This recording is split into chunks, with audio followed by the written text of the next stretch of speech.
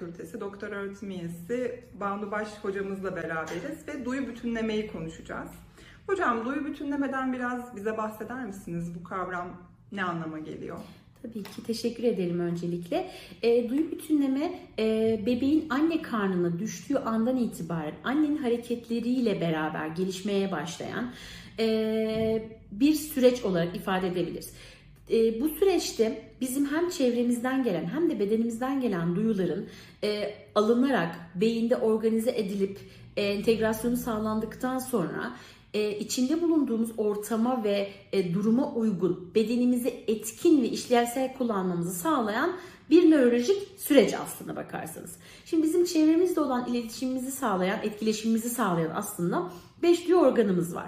İşitme, görme, koklama, tat alma ve dokunma gibi. Bunlar bizim çevremizle iletişimimizi, çevremizle etkileşimimizi, öğrenme becerilerimizin gelişmesini sağlayan sistem. Bir de kendi bedenimizden gelen uyaranları alan duyularımız var ki bunlar da aslında gizli duyular olarak biliyoruz biz.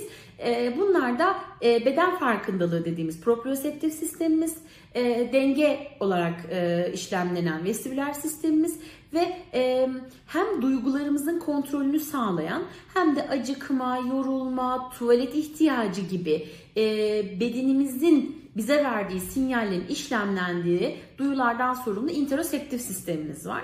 Aslında baktığımızda bizim toplamda 8 duyu organımız var ve bu tüm 8 duyu organından gelen uyaranların beyinde birleştirilerek, işlemlenerek bedenimizin etkin ve aktif bir şekilde kullanılması sağlanılan bir nörolojik süreç. Duyu bütünlemeyi farklı bir şekilde tanımlamak istersek de aslında beyin gelişimi olarak davranış arasındaki ilişkiyi ifade edebilir diyebiliriz. Çünkü beynimiz gelen uyaranların çokluğuyla orantılı olarak gelişimini tamamlayıp sürdürebiliyor. Bu da bizim davranışlarımızı etkiliyor. Çocukların ya da bebeklerin doğdukları andan, hatta anne karnına düştükleri andan itibaren maruz kaldıkları duyusal uyaranların onların davranışlarına, akademik becerilerine, sosyo-duygusal durumlarına etkisinin temelini oluşturduğunu söyleyebiliriz. Peki hocam, duyu bütünlemeyi nasıl sınıflandırabiliriz? Aslında bu konuyla ilgili literatürde çok fazla sınıflandırma var. Ama ben burada şunu söylemek istiyorum. Duyu bütünlemeye bir hastalık olarak yaklaşmamamız gerekiyor. Çünkü bu bizim ya da bebeğimizin ya da çocuğun maruz kaldığı uyaranlarla orantılı olarak değişiyor.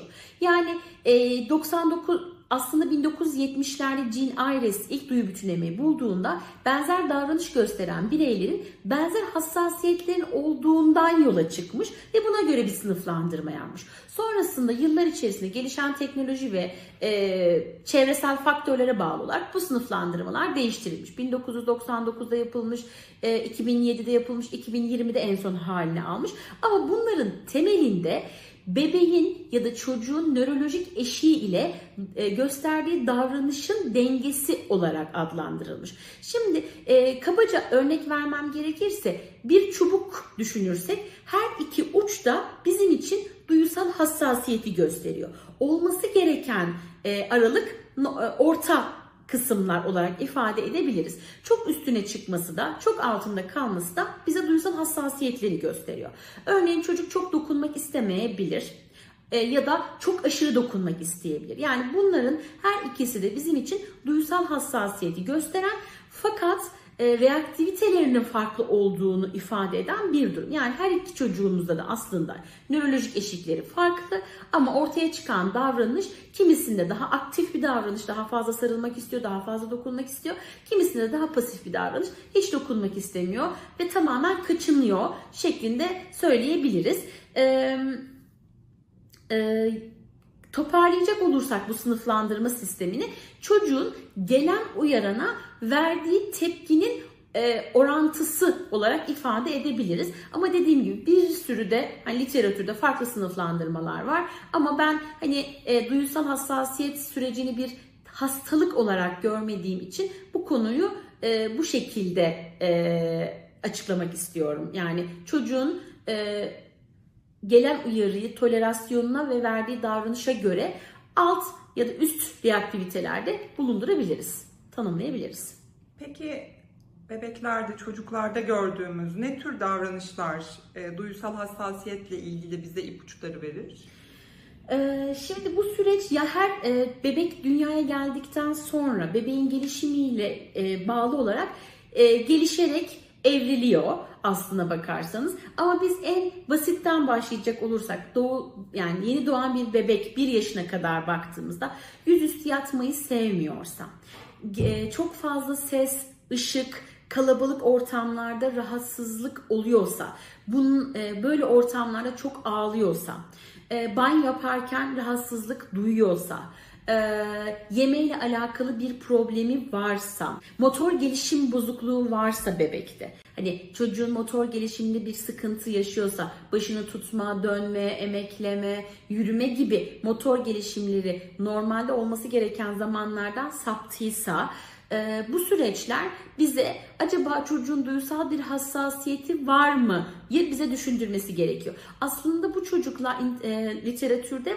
hassas bebekler olarak da geçiyorlar. Yani zor bebek olarak da tanımlanabiliyor aslına bakarsanız. Hani daha çok ağlayan, daha çok kendini regüle edemeyen, yani kendi kendini rahatlatma yeteneği olmayan bebekler. Daha illaki annesinin kucağında durmak isteyen bebekler olabilir. Ya da illaki bir emzik tarzı bir duysal girdiye ihtiyacı olan bebekler olabilir. Tamamen sakin, sessiz bir ortam tercih ediyor olabilir bebekler. Bu tarz belirtiler bizim için acaba bu çocuğun duysal hassasiyeti var mı diye bize düşündürmesi gerekiyor. Peki bu noktada bu hassasiyetleri bilmek ebeveynler için neden önemlidir? Bu hassasiyetler biraz önce de aslında en başta duyu bütünlemenin tanımında yaptığımız gibi beyin gelişimini sağlayarak çocuğun bilişsel, sosyal, akademik, dil gelişiminde çok önemli katkıları olduğunu biliyoruz. Bu hassasiyetler eğer erken dönemde desteklenerek çözülmezse bu saydığımız bu gelişim süreçlerinde yavaşlamalar, takılmalar oluşabilir. Bu nedenle ailelerin bu anlamda farkındalığının yüksek olarak çocuklarında böyle hassasiyetler olduğunu düşünüyorlarsa onlara yaklaşımlarını değiştirmeleri faydalı olabilir. Onlara zenginleştirilmiş çevre sunarak bu sürecin üstesinden gelebilirler. Onların self regülasyonunu, yani kendi kendini rahatlatma becerilerini onlara sağlayarak bu süreci daha kolaylıkla atlatabilirler. Zenginleştirilmiş çevre dediniz hocam. Zenginleştirilmiş çevreyle kastımız nedir? Aslında burada en önemli noktalardan bir tanesi. Çünkü yapılan çalışmalar, hatta bir tane fareler üzerine yapılmış bir deney var. Sadece yemek, su ve uyku ortamı sağlanan fareler ile bir kafeste de onların ses, ışık, böyle dönebilecekleri ya da kayabilecekleri bir aktivite oluşturulan bir kafes üzerine çalışmalar yapılmış. Oyun olan, daha fazla uyaran olan, işitsel ya da görsel uyaranların daha yoğun olduğu kafesteki farelerin beyin gelişimlerinin daha iyi olduğunu, beyinlerinin daha fazla ağır ve sinaptik bağlantıların, yani o davranışa dönüşebilecek o bağlantıların daha güçlü olduğunu bulmuşlar. Dolayısıyla biz de çocuklarımıza zenginleştirilmiş çevre sunarken daha fazla duysal uyarana hitap etmemiz gerekiyor. Bu dokunma olabilir, farklı dokusal kıyafetler olabilir ya da oyuncakları olabilir, sesli uyaranlı oyuncaklar olabilir, ışıklı uyaranlı oyuncaklar olabilir. Ondan daha farklı kokuları içeren aktiviteler sunabiliriz. Onlarla beraber parka gitmek gibi, yaşına uygun gibi, yani daha küçük çocuklarda annesi mesela kucağında ufak ufak sallayabilir. Ya da böyle yüzüstü pozisyon dediğimiz yüzüstü pozisyondaki etkinlikleri artırabilir. Gibi aynı anda birden fazla duysal uyarın devreye soktuğumuz anlar diyeyim. Yani ben bunu bir böyle süreç olarak ifade etmek istemiyorum. Çünkü bunu gün içine yaymaları gerekiyor ailelerin. Yani aslında burada zenginleştirilmiş çevre, bebek anneyi emerken bile annenin bebeğiyle göz kontağı kurması, onun eline okşaması, onun elini kendi göğsüne sürerek dokundurması, sonra belki kıyafetine dokundurması gibi basit aktiviteler bile aslında bu çocukta bir zenginleştirilmiş uyaran etkisi yaratabiliyor. Ya da ona emzirirken ya da uyuturken ninniler söylemek, onu okşamak gibi birleştirilmiş uyaranların aynı anda sunulması şeklinde ifade edebiliriz. Ama tabii ki zenginleştirilmiş çevreden kastımız çok pahalı oyuncaklar, çok farklı materyaller değil. Evde olan basit formattaki oyuncaklar, ev eşyaları bile bunlarla kullanılabilir. Mutfak bence bu anlamda bizim için en önemli şeylerden bir tanesi. Tencere, tabak, çatal, kaşık gibi plastik, renkli, uyaranlı olanlar. Yine aynı şekilde koltukların minderleri mesela yerlere dizayn edilebilir. Bunun üstüne çocuk atlayabilir, hoplayabilir, düşebilir. Düştüğünde canının acımadığını görmek bile onun aslında motor olarak parka gittiğinde ya da dışarıya çıktığında özgür olmasını sağlıyor. Bunlar bizim için önem verdiğimiz zenginleştirilmiş çevre örnekleri olabilir. Aslında özetleyecek olursak çocuğun gelişimsel ve gereksinim özelliklerini göz önünde bulundurarak ona güvenli bir ortam sağlayarak bağımsız ve özgür hareket etmesini sağlamalıyız ya da kolaylaştırmalıyız diyebiliriz bu anlamda. Bu şekilde çocuğa biz güvenli bir ortam sunduğumuzda çocuğun etkinliği öğrenmesi de, bunu genişletmesi de ve kendine olan güveni de aslında sağlanmış olacak. Çünkü biz biliyoruz ki evet biraz önceki saydığımız gelişim basamaklarının temelinde duyu bütünleme var ama duyu bütünlemenin tüm basamaklarının en sonunda da özgüven, öz saygı, kişinin kendi bedenini ve kendi ruhunu sevmesiyle tamamlanıyor. Dolayısıyla bu süreçte hem çocuklarımıza destek olmalıyız hem de onların geleceğe yönelik bu süreçte desteklemek bizim için önemli. Tabii burada annelerin regülasyonu da çok önemli ama buna da değinmek istiyorum. Yani bunu sağlarken bir kaygıyla ya da bir stres altında değil de hani normal rutinde o nedenle hani biraz önceki verdiğim örnekler aslında hep bu açıdan. Yani işte zenginleştirilmiş çevre, ay şu oyuncağı da mı almalıyım, ay bunu da mı yapmalıyım gibi olmamalı. Evdeki imkanlar dahilinde sadece ona sımsıkı sarılmanız bile bir duysal uyaran. Kendi saçlarınızı onun yüzüne sürmeniz bile bir duysal uyaran. Onu kucağınıza alıp sarılarak dönmeniz bile bir duysal uyaran sizin için. O nedenle anne de kendi regülasyonunu sağlayıp koşulsuz ve tam olarak bebeğine sarılıp severse bence zenginleştirilmiş çevrenin de temelini oluşturmuş olur diyebiliriz. Duyu bütünlemeyi desteklemede ebeveynlere ne tür önerileriniz olur? Bunda böyle adım adım belki birkaç öneride bulunabiliriz. Mesela işitsel hassasiyeti olan çocuklar hani belki molalara çıkarılabilir. Yani çok gürültüden, çok kalabalıktan rahatsız olan çocukları işte maruz bırakarak bu sürece alıştırmak değil de kısa kısa molalar vererek aslında biz bu hassasiyeti azaltmayı hedefliyoruz. Bu mesela işitmeye yönelik bir şey olabilir. Atıyorum bir ortama gittiniz, düğün ortamına katılmak zorundasınız.